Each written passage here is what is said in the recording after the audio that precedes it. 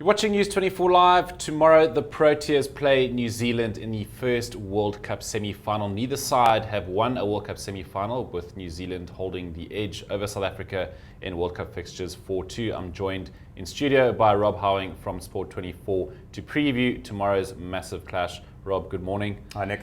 AB de Villiers, very bullish ahead of, or rather confident ahead of the semi-final. How are you feeling? I feel strong as well, strongish. I wouldn't say quite as bullish as I did before the Sri Lanka game. I had a really powerful feeling before the Sri Lanka game that South Africa were going to produce a really powerful performance, and then get the one monkey off the back, which was just winning a knockout match at the World Cup, which they've now achieved. The big question now is, can that role sort of continue? I suppose my reservation will be that South Africa have struggled in recent times to put together two really good performances on the trot. So that would probably be my one major reservation against it. Maybe that's why I'm not feeling quite as chipper as I was. But that doesn't mean I'm going the New Zealand way. I think if push came to shove, if you were about to push me off a cliff and said, you've got to get your prediction right, I think I'd still be a little bit inclined towards South Africa, all sort of bias notwithstanding.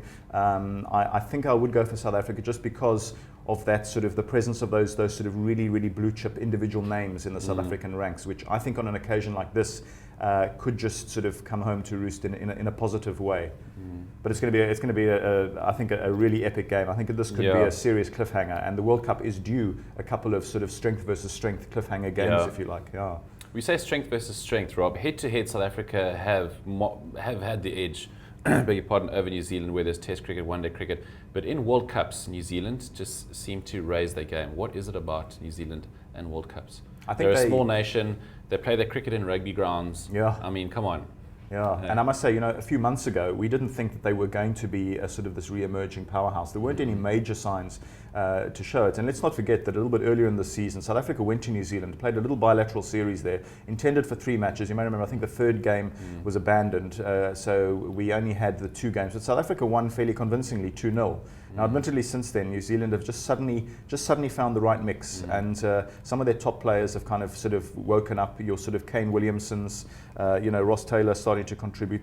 Trent Bolt suddenly became this, sort of really sort of demon sort of left arm swing factor. So and this weekend, Guptill went, "Hey guys, remember me?" Yes, that's right. And he's on a little mini rich vein of form too. So I think just suddenly a little combination of factors have pulled together to weigh things in their favour. I did see one interesting little aspect in one of the newspapers this morning. Somebody, a writer, said, New Zealand have won 9 ODIs on the trot. So if a cat has 9 lives, then maybe they're due for the old sort of topple from the perch.